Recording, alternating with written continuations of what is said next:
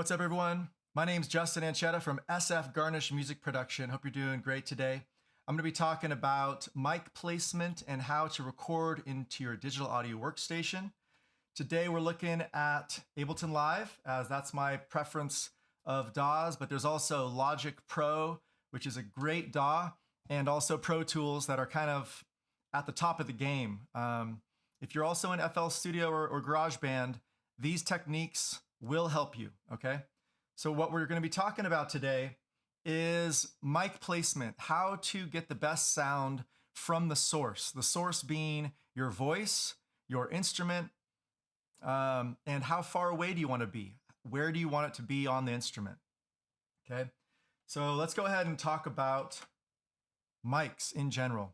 So the two main categories I would say is that you have mics that need phantom power and mics that don't. These condenser mics most often need phantom power. SM58s, SM57s, you're gonna be fine with without phantom power. So if your system's not working, check on your audio interface and turn on phantom power, okay? Just some basic ideas here. So SM57 is right here. If you look at these, this is the Shure microphones. It looks like it has this kick mic as well in this package. Up here in this corner, it just has a lot of, all of these mics take phantom power, it looks like. And these are all vocal mics. They can also be instrument mics. It would be nice to get a mic that can do everything for you. The SMB7 has been a great microphone for podcasters out there. But it also has translated over to vocalists and performers. I believe the first person that made it really popular is Michael Jackson in the studio, the SMB7. Obviously, the products, let's check out a few here. All right, so let's go down just through a couple mics. If you're trying to pick out the best mic for your studio, you probably want one that can be well-rounded. It can take in the low and the high. It can do different styles of instruments, okay? A lot of people do these tabletop mics, USB mics, these baby blue. Those are fine. I personally like one that has an XLR input so that it can go possibly through some hardware to kind of warm it up, some compressors or things like that, or go into your audio interface, which also many audio interfaces I have, such as the X32, has a bunch of compression and dynamic EQ inside of it. So I can then customize my sounds there. You can do pre or post effects and then send that to your DAW. Let's see, as we scroll through here, there's a lot of stuff to stay away from. Cheap wireless mics, definitely want to stay away from those. There's a lot of interference in those. You're gonna see cheap brands of drum mics and kind of knockoff mics for, pennies on the dollar. And what you're gonna get is that quality cut off that much. So I would really encourage you, I'm just gonna go ahead and put a few suggestions in here. SMB7. That's not what I want. I want a microphone. SM7. All right. There we go. So the SMB7, this is a great microphone right here that you can easily get for a decent price. And you can record instruments with this. You can record vocals with this. It has a large range of frequency, low to high. You can also look up online frequency, right, of certain microphones. And it's a great test. It might even say this grabs from 10 hertz all the way up to 20,000 hertz, right? That's a pretty big frequency range. Other microphones, such as the SM58, grabs a really good place for vocals, which is that kind of that 600 to 4K range. 4K is 4,000. We're talking about frequency. And so depending on what you are recording, right? If you're doing a kick mic, right? Or recording a stand-up bass, you're gonna want something with the low end. So let's just type in kick mic here and walk through a few that I personally like. Actually, let's type in there. This is a Audio Technica. Is that how you spell it? Not quite sure. It should correct me. All right. So some of these kick mics are going to be kind of like a knockoff version of the nicer ones. The AKG D112 is a nice, Shure kick mic, very popular. There's also a flat one that also slides right into instruments in a really nice way. If you have a calabasa or a kick, a cajon, that is also a good mic. So the reason why we're talking about the microphone, it's really the first place that you're going to pick up your source. And your source being, like I said before, your voice or your instrument. Now, going back to the SMB7 microphone that Michael Jackson used for voice, that is a mic that really works well for podcasting. You can get really close to it, and it kind of takes out the S's and the hiss of the voice automatically. You might need something to kind of boost the signal by about 10 or more dB. You can look up those boosters just for extra cost, but it's definitely helpful. There's also, top of the line microphones, Neumann U87, right? That's a microphone that's been around for a while. If you guys have the budget for it, that's probably, top of the game since the 60s and 70s and still is. There's a lot of Neumann U87 knockoffs or lookalikes. There's even a microphone you can purchase that is similar to it that you can actually assemble yourself. I think it costs like $500 or $600. So, excuse me, getting a really good microphone is going to be a great thing for your studio. Just kind of going from the source being the instrument or the person that's playing the music to the microphone through the XLR cord into your audio interface, then going to your digital audio workstation, which is on your computer. And then you have your monitors, left, right, hopefully you have two that you can listen to it, and some headphones so you can have it A/B and test it from different sources.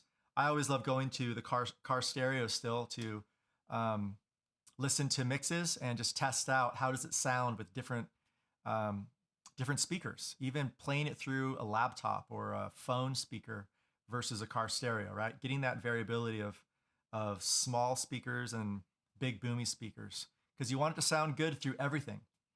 Some of the techniques that I'm going to go through today in regard to mic placement is really important to understand how much of certain frequencies you want, okay? So I have this special mic up here that I'm talking through, and as I get closer to it, it obviously gets louder, but also you're going to get more low end. Let's just go ahead and try that. So as I get closer to it, you should be able to get more low end from my voice. And as I back away, my sweet spot on this microphone, I found is about 6 to 8 inches away. Something that will also help out is your room. Where are you recording? Right now, since I'm just doing this live stream, I'm not really too worried about all the minor details of the background noise and what the room sounds like. But if I want to control that, you can actually put something around the back of your mic, right? To really control the sound and make it really kind of deaden the sound. There's less slap back, and then you can purposely put that in your post-production, right? How much delay in milliseconds you want to create that room and space. Because our ears actually hear things with that space, right? Not everyone or every sound is going to talk right into my ear an inch away. They're going to be spaced out across the room. And similarly, when you mix music, you want to actually space out your sound and place people left, right, back, forward, right? Create that three-dimensional landscape. So obviously post-production, you're doing a lot of that millisecond delay off the speaker to have it hit the speaker at different times. But when you're recording with the microphone, you can change just a little bit of that. It's more subtle. I would say that it's mostly dealing with low frequency and high frequency. How much S comes out, right? You might need to get a popper stopper right here to kind of take out the P sound and the S sound in your voice when you're doing a track. So that's a technique for vocalists, is find that sweet spot, right? Test it out close, far away, in the middle, listen back and find out what you like or what your producer likes, right? Give your producer or yourself the best opportunity in post-production to make your music pop out. Going on to instruments, we have a stand-up bass behind me. We have guitars, a charango, a tres, a mandolin.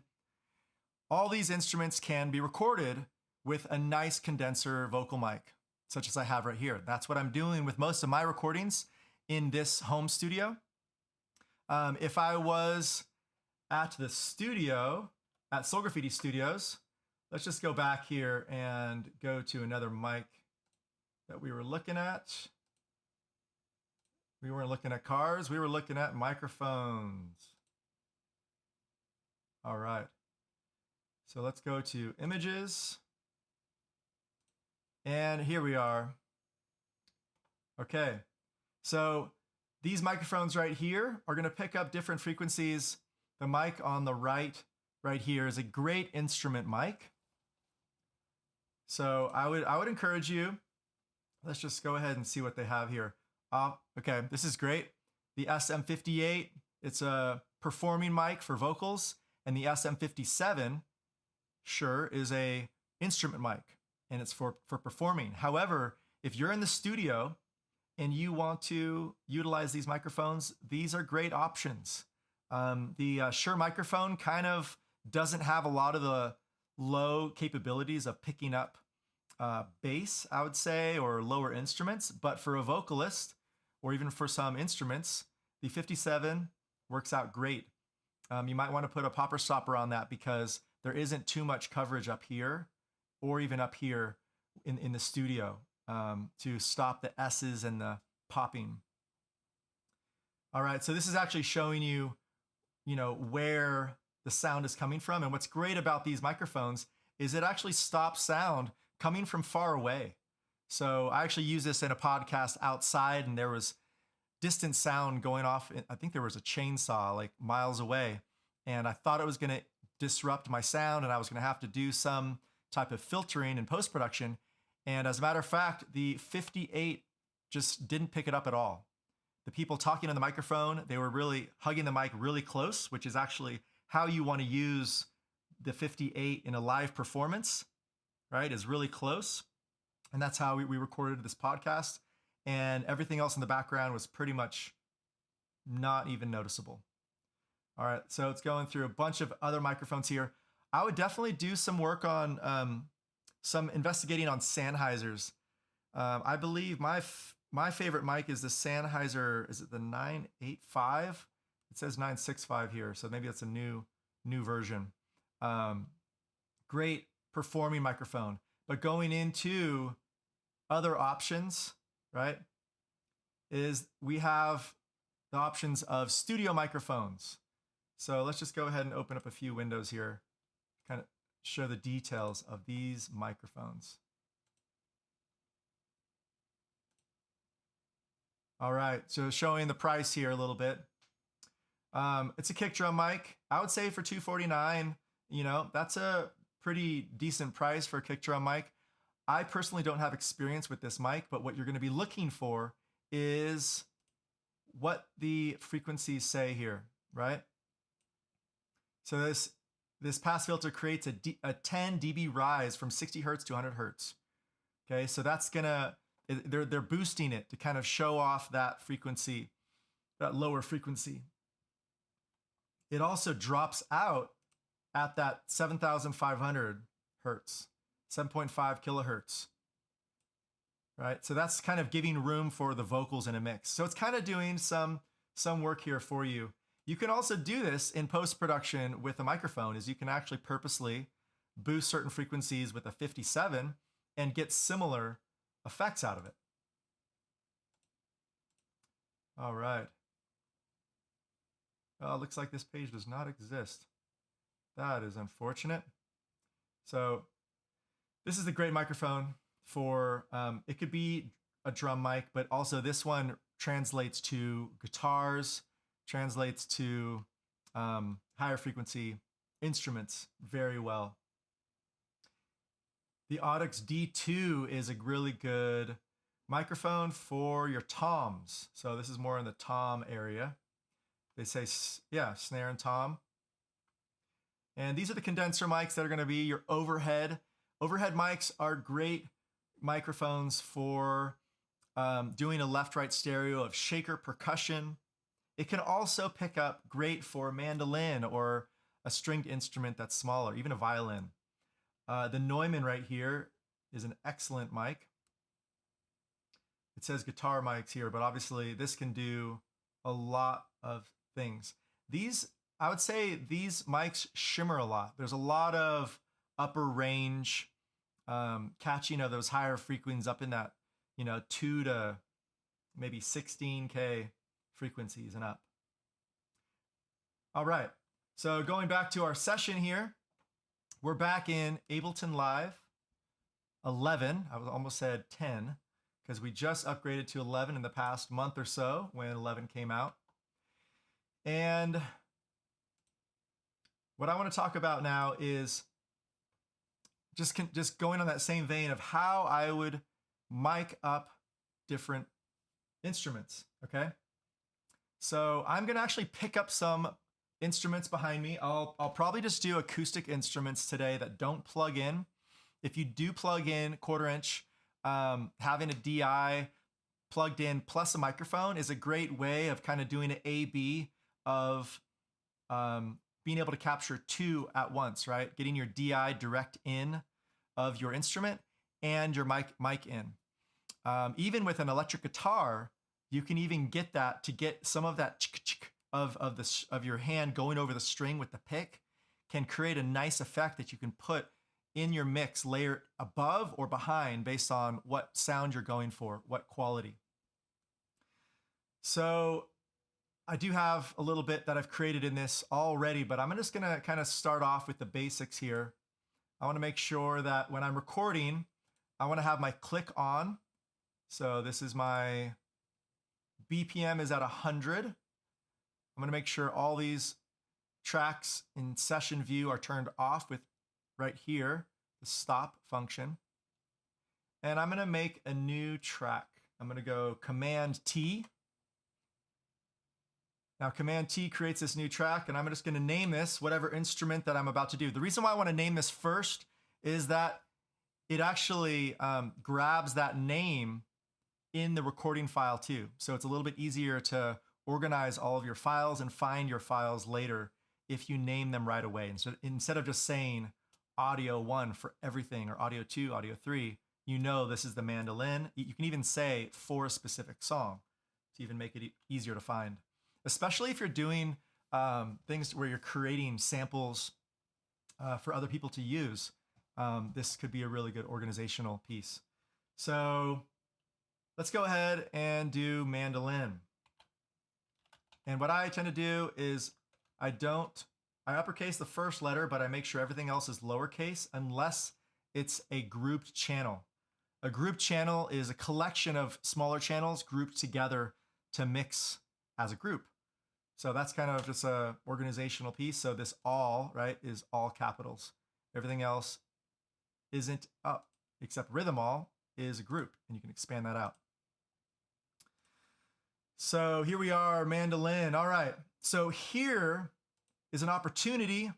So I have the X32, okay? So if you don't pop up with all these options here, you're gonna want to make sure that you're set up correctly. So Command comma goes into preferences. You can go file preferences.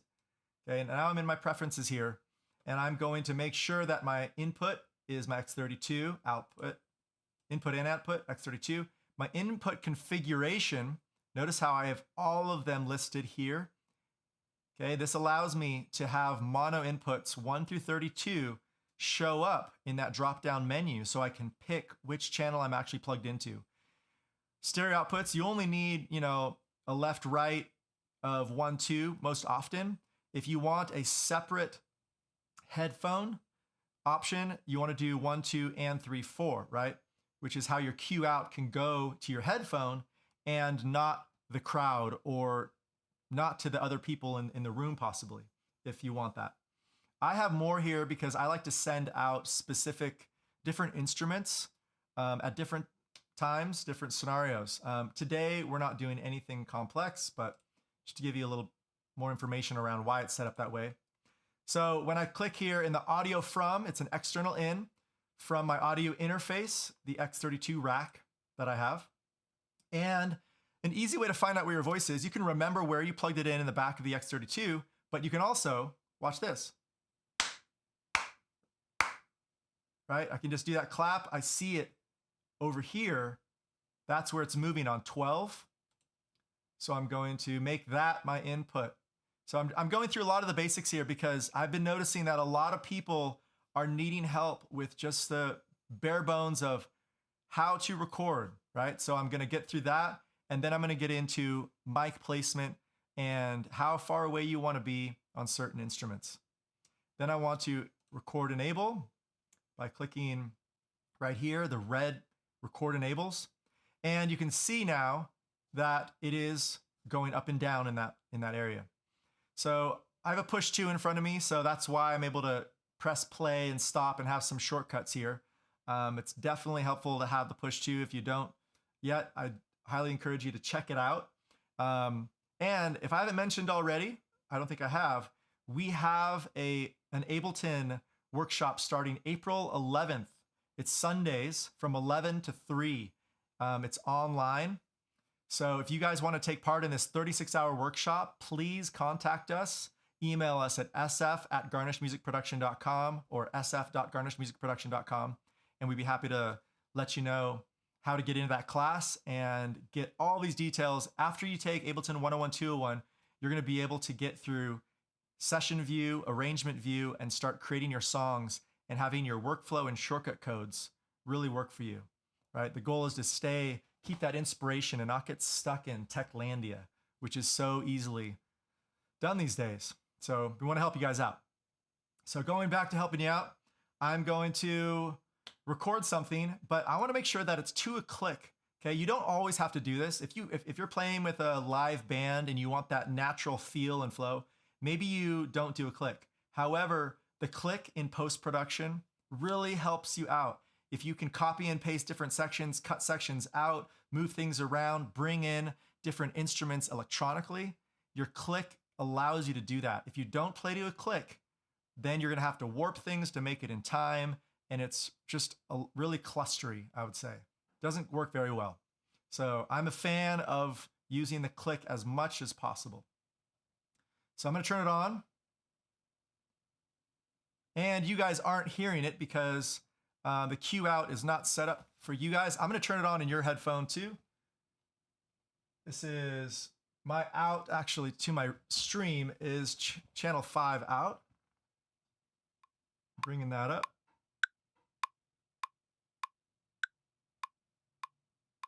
All right. So if you have a stereo mix that's only coming through the left side, if you want that stereo, you can always change it. Right now it's on 3. I can go 3, 4, right? And that makes it now stereo. Oops. There we go. I'll bring up the other side. That's what I had to do. All right, so you guys hear the click going on. Now the goal is to just have it in my headphone enough to where it's not bugging me, but I don't lose it when I'm listening to the music, right? For now, it's just the one instrument, so I don't need it too high. But you can adjust your 3, 4 out, which is your headphone mix of the click right here, okay? This is just the headphone mix of the click. This output is your master of your music, okay? Which is your 1, 2 out, right? That's how I have it set up right here. Cue out is 3, 4. Master out, 1, 2. Okay, that's just how I've done it. Obviously, you can do it any way you want. The benefits of doing a 3, 4 out yourself and putting it somewhere else is that if you're at a live show, you can test out instruments in your headphones. You can listen to the click, and no one in the audience will hear that, right? Just the master out 1, 2 will be sent to the audience. All right, so let's go back into, let me get an instrument here. Oh, and a pick is ready for me as well. All right. So one thing that I like to do is make sure that I'm tuned up before doing anything on the mandolin. And inside Ableton, you're gonna find a tuner. I have it in my favorites over here, my collection. I have a tuner right here, but if you don't have this set up yet, I highly encourage you to go to Audio Effects, right? And then type in tuner, and it's in Utilities, tuner. Drag and drop that onto the Mando channel, mandolin. Now notice when I'm talking or playing the mandolin, it's not coming through my tuner. The reason why is that we have our monitor off. Now when I go to auto, it's going to take this channel and bring it through, okay? So this actually might make a different sound. Oops, somebody's calling me here. I'm gonna make sure I quit that so that doesn't happen again. And let's quit everything here so no one is disturbing this feed. All right, so what I'm gonna do is stand up a little bit, get closer to the microphone. This is something based on levels of frequency, right? The mandolin is a pretty high frequency. So I'm not sure if I'm worried about picking up the low end of the mandolin, so getting really close. However, I do want a strong signal. There is no popping sound or anything like with the voice. You have to be worried about getting too close. So I can get as close as I can without it actually me hitting the mic while I'm strumming. So that's something just to consider there. Going back to what I was talking about here, I'm gonna go into auto.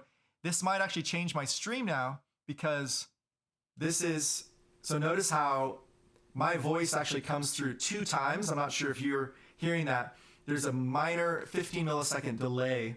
And what I'm gonna do is turn off my microphone that's sending directly to you. And I'm just using Ableton as my source, as my monitor source, okay? So it's gonna pick up my voice, it's gonna pick up the mandolin, anything in the room. And notice how the tuner is now working, okay? So a lot of people are like, my effects aren't working for my live instrument. Why? Well, this is the reason why. You wanna be in auto to tune your instrument. So going through the tuning of the mandolin, this is actually a cool fact, is that the mandolin tuning is the same as a violin, double strings. G,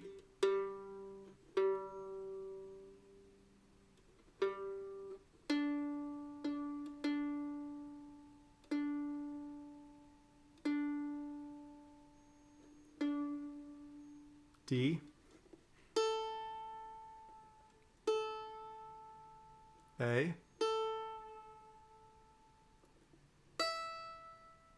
E.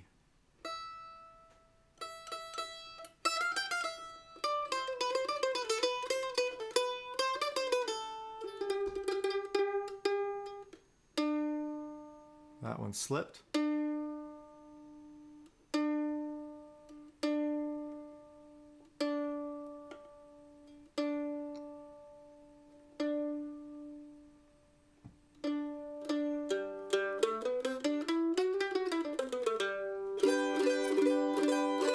So notice how I'm actually pretty far away from the microphone right now. And it's sounding decent. What I have going on is some effects, some dynamics on my X32. But overall, you're just hearing the room here. I'm actually noticing that there's quite a bit of room sound. If I was to really record this as professional as possible, I might actually baffle up something around the back side of the microphone. And I would really pay attention to the distance, okay? So let me actually do a little bit of that. I'm gonna get So right here, I'm about 12 inches away from the microphone. I have it facing down, and I'm making sure that the front of the microphone, even though this microphone picks up around, and you can even change the setting on this, by the way, on your microphone, so check that out. I want to be on the front side. It's going to be a big difference if I accidentally have my mic turned the wrong way. I want it pointed directly at my instrument. I often, in most instruments, the F hole, right? So it's on here, or the sound hole of the guitar. I go generally right, I try and point it right here in the middle, okay? Because I want to get some of this side a little bit, and I want some of the body. Sometimes if you go right over the sound hole, especially on a guitar, it could be too boomy, so that you can just go off of it over the top of the neck right here, maybe fret 12, point it right there, and that's a pretty good spot. 6 to 12 inches away, I would say, or even a foot and a half, is decent. All right, so what are we gonna do today? All right, we got a tempo.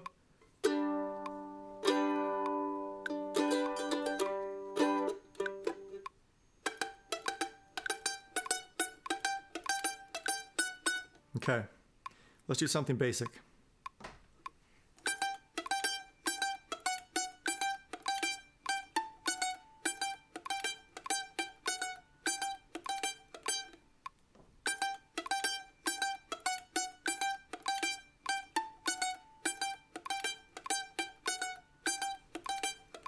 All right, so I just did a duplication of the track so I can continue talking to you guys. I did Command D by clicking on the name of it, Command D, and I go to a new track here, and I can delete this and do another loop.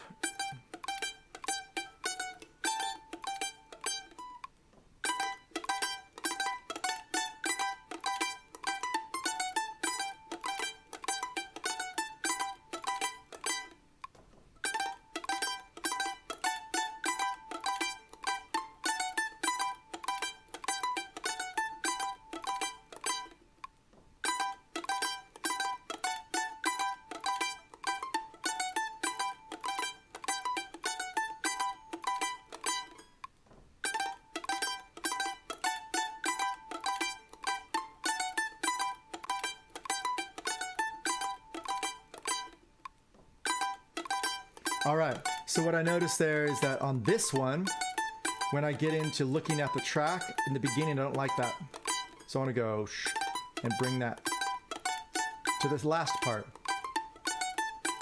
Now, what I have set up here are my sends. I'm just going to give you an example of this really quick. Is you click this R right down here on the side, all your sends are set up. I believe on yours, when you get Ableton 11, it might just have like a reverb and a delay, or just might be send AB empty. And you can fill these in. You can create your own by right clicking and creating more send tracks, right? Which is audio return tracks. Okay, so I've created 6 tracks here, small reverbs to high, large, and then delays, low to high. So 3 each. And the reason why I do that is that it really has the ability to quickly mix things. I don't have to drag and drop different delays or reverbs onto my track. It saves my CPU and RAM because it's all here, and I can share the effects with multiple channels. On my large reverb, I actually have it panned all the way to the right as well. So you have a lot of customizations you can do off the bat there. So closing down my returns, and so the A, B, C, D, E, F is representing reverb, reverb, reverb, delay, delay, delay that you just saw in my returns. And I know that I kind of want this middle reverb on, and probably a little bit of this shorter reverb. And the big reverb, not quite sure about yet, but I'll put a little bit of that. Often I do this one by one very meticulously, but for this sake, I'll just kind of do a quick representation.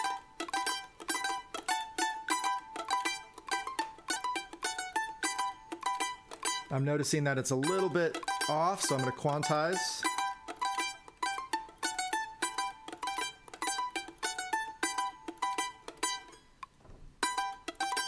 All right, and my delays.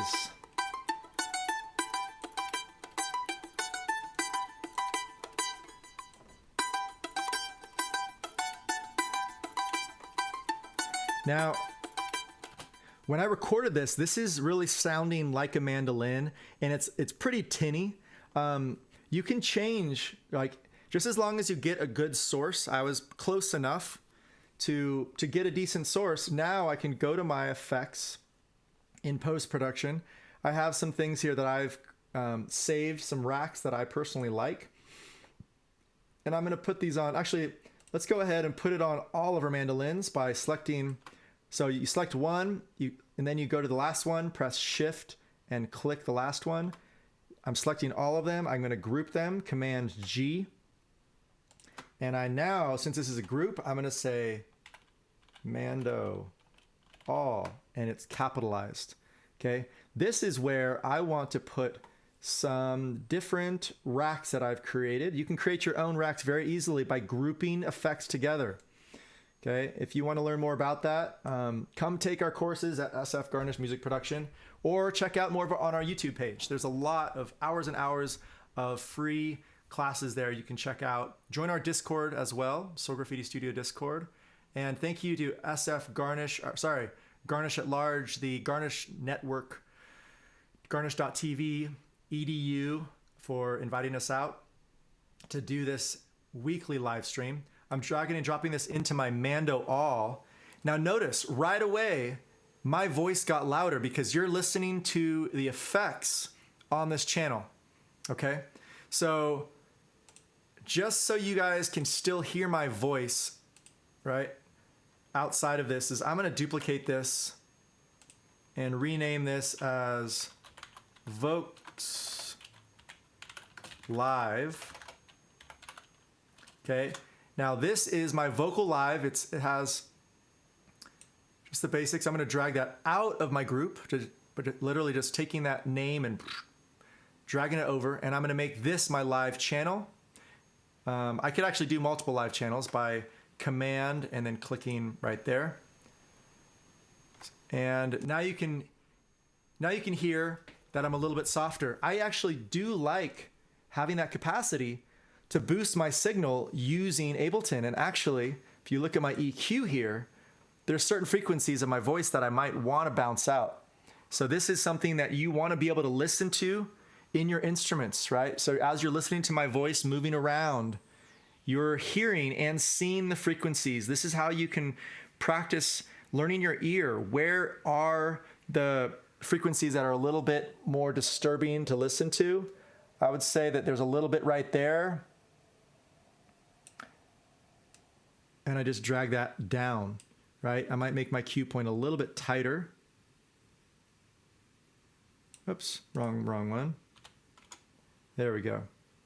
I often use cue points around like 5 to 7. So I'll just do 6 across the board here. The reason why is that when it's so wide, when you do a movement, it really, it'll take out too many frequencies, right? You want to be a little bit more accurate with your movements. With your EQ here, I often make it to where it's the ability to just bring out certain frequencies, right? And my low is curved down to drop out, you know, below 60 hertz or so. And then and my 8 is dropped. So what we can do here is on this frequency, I then can maneuver this around to take out that high end.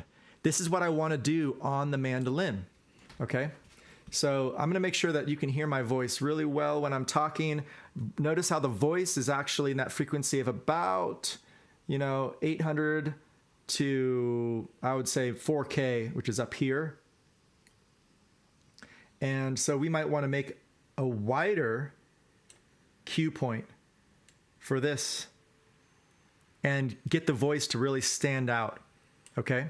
So I'm just going to keep that on and diminish this out because we're not going to use that anymore. And our mandolin track now, okay, these individually do not have the rack, but I did put the rack on the group channel of the mandolin all, and notice how it comes in with this EQ. I should just change this for good, actually, because that's how it should look. And what I want to do is bring out some of the highs. So I'm going to listen to the mandolin and do this work.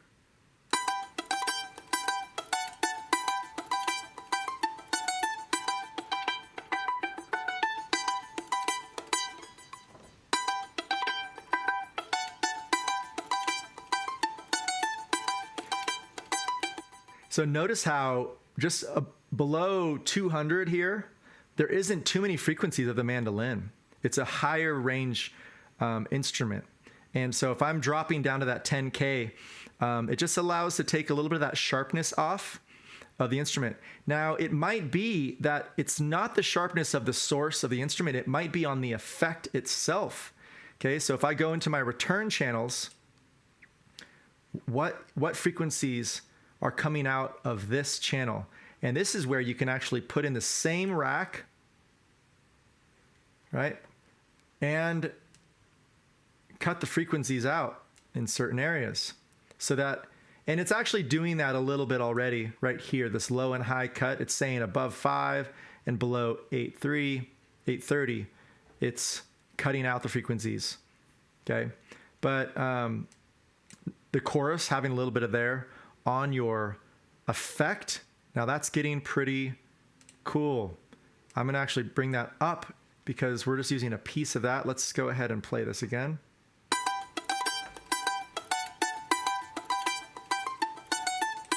I'm gonna Command C, copy this over to another channel. This is, I think, the one that I'm using more of.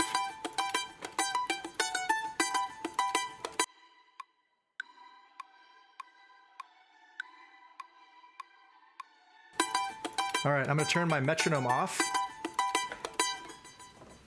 Now what I'm gonna do here is just listen to the reverb by soloing this B reverb 2.5 reverb and customizing it. When I do this, my voice will go off too. Actually, let me just give you a little bit of my voice otherwise. All right, so we're listening just to the B reverb. And this is how you start customizing just this reverb.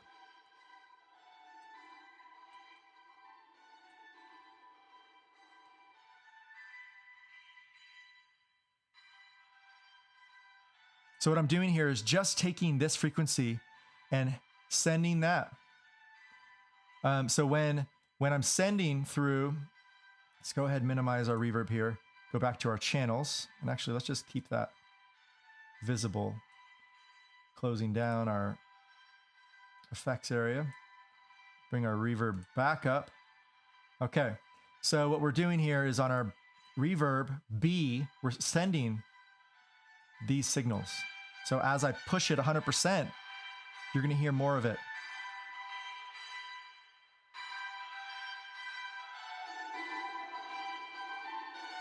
Hear that mud down here? I actually don't want that. This is more dialed of a reverb. It's just above 1K. And then that crispiness on top is actually too bright for me, so I'm cutting that out. I can even take out these other things because I'm just using 1 and 8 here.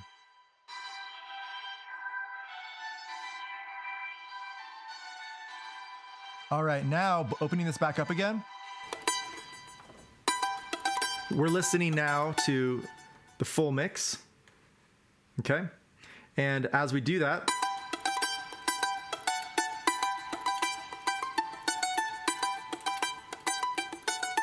I actually really appreciate the clarity that just came through on that instrument, okay? So I actually want, on the Mando itself, right? I want this lower frequency of 200 hertz, right? Which when we listen to it, or when we watch it, let's go ahead and do that again. Notice how a lot's coming through all the way down to like 600, right? 600, 700 is popping up right here.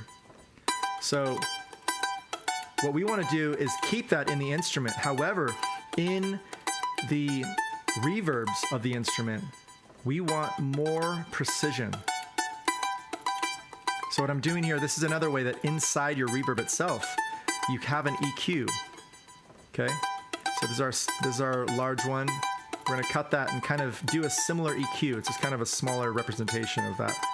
And this is one we have this extra EQ on, so no worries about that. And this one, let's go ahead and make sure this one is also cutting that low cut.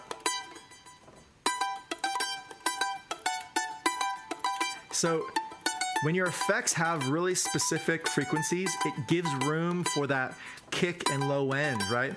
Because what you're trying to do is create space for your speaker to play everything that you create. So we are getting into more than just recording here. We're getting into mixing in our DAW in Ableton Live 11. And, but you are noticing though that the post-production, because I mic'd really good at a good distance, got all the frequencies of this instrument, the mandolin, I was able to then do everything I want to in post-production. If you don't mic a voice properly, if I'm up here on a microphone and I'm talking, I'm getting too much of the P's and the S involved. I don't have a popper stopper on. I don't have that cage around to get the right sound. It's gonna be more difficult in post-production. You're gonna be taking out all those S's. You're gonna put a de-esser on. It's gonna take hours of editing your track, and you don't have to. The source, if you get the source right, it's gonna save you tons of time. All right, so let's go to another instrument. Let's call this the charango. Oops, there we go. So I click on the name and I go Command R. Charango. Okay, we're already in record mode on that. And I took monitor off because if I did this right now, my voice would come in double, and it's just a little bit too much for that. And it might be too much specifically for you for a show to hear your voice twice, right? You just want to have one source or purposely two sources and do some effect in that way. But just have that intentionality. That's what we're really teaching here, is how can you be intentional with your music, not only as an instrumentalist, but as a producer, right? Because you really got to think of yourself that way when you start working with a digital audio workstation. I really think that Ableton and even Logic and a lot of these digital audio workstations are becoming their own instrument. And we are going to get more into that on how to create your own instrument. If you didn't watch the live stream from Sunday, please check that out. Lorenzo Gordon from LA, one of our teachers, really did a great job of just customizing instruments and some post-production. I wouldn't even say post-production. It's actually, yeah, creating the sounds you want using wavetable, etc. So I have an instrument called the charango here, and it's an Afro-Peruvian instrument. Let me just go to a different view so you see it better. All right, so in the world of charango, you will sometimes see an armadillo backing here, but this is actually a fiberglass backing, I believe. And we're pretty in tune. I think I'll just hold off on the tuning because I don't really want to tune live. Let's go back to our session here. We have it named charango, and I'm going to then, let's see what key we're in. I might need to use a capo to match the key, right, that we are in on the mandolin. Let's go ahead and play this here.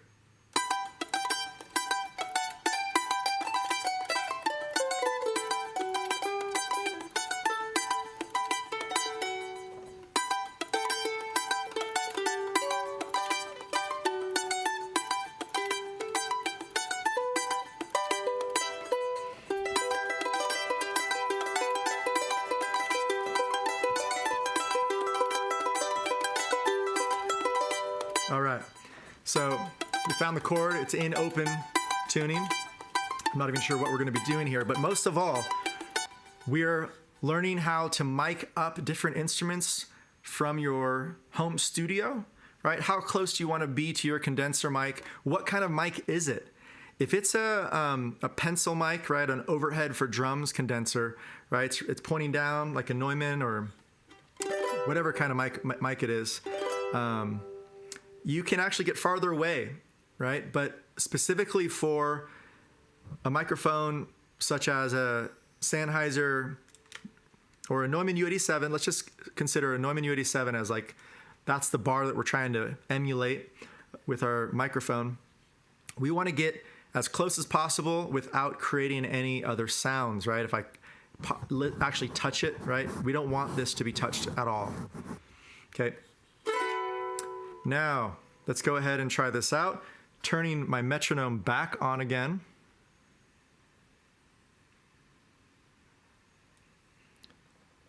All right.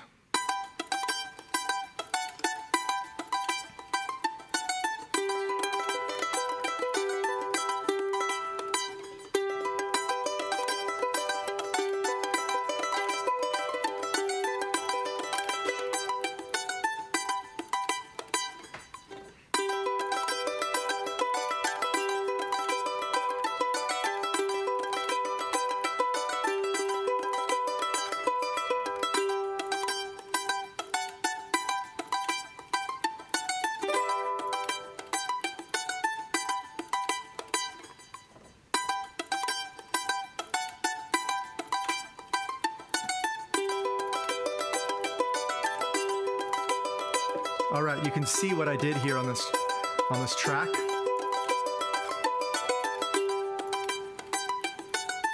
And this is one take, but what I did is I did a fast kind of plucking version and then an open version. And what we can do is just duplicate this down by clicking on the scene and then Command D. And this next one, I want to start on the back side. And this first one, I just want to take the front side. Okay, so let's go ahead and listen to just those.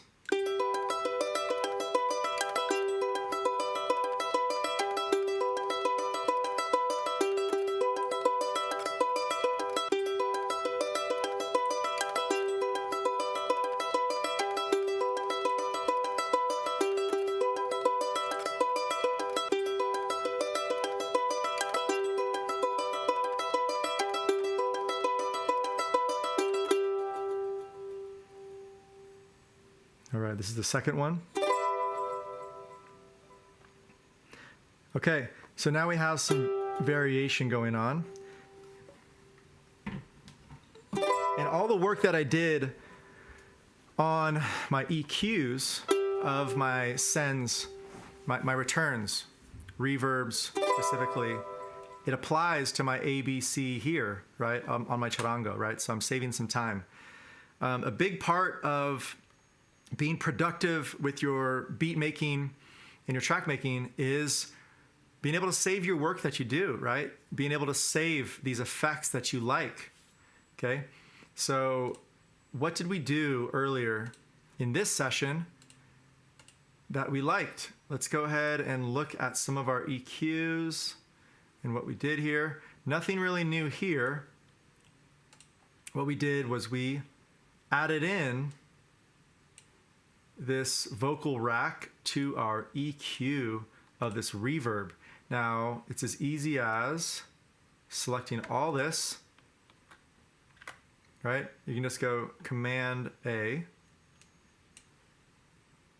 actually, and then, dunk. Interesting. There we go, Shift. That's this. It might have changed in 11 versus 10, but I'm doing Shift, selecting all of them. I right click, or I can just go Command G, and it groups it. Now, you didn't see too much change here, but something majorly changed. This little thing on the side has my entire chain of my reverb and the effects exactly how it is, okay? You can also, this is something new, you can do macro variations right here and change between them easily. This is really helpful if you want to get really big and wide and then cut it. All right, so this audio effects rack is my custom reverb, and I'm gonna go ahead and press save. And actually, you know what? This is another feature of 11, that 10 and below, you always have 8 here. You can press the minus button and bring them down, right? Just make it nice and clean, right? All the way down to 1 macro. So I'll save it like that. And this is going to be reverb rack JAO1. So I just had a reverb before. This is actually the rack of it though that kind of customizes the sound. So now that I have that, I can then right click it and put it into my effects, which is my collection. Really important to get this pre-production down, because now I can put that on any instrument, different sessions. If I go to a new song, I'm like, oh, I really wish that I had this thing from this other session. Well, you do have it. You just saved it and you just put it into your effects, right? And your audio effects rack, right? It's right here. So if you have any questions, please let me know. I actually haven't been paying attention to the live stream comments this time too much. I apologize.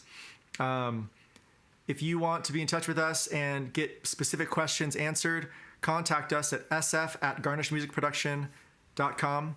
We even have a telephone line, 510-463-4769. That's 510-463-4769.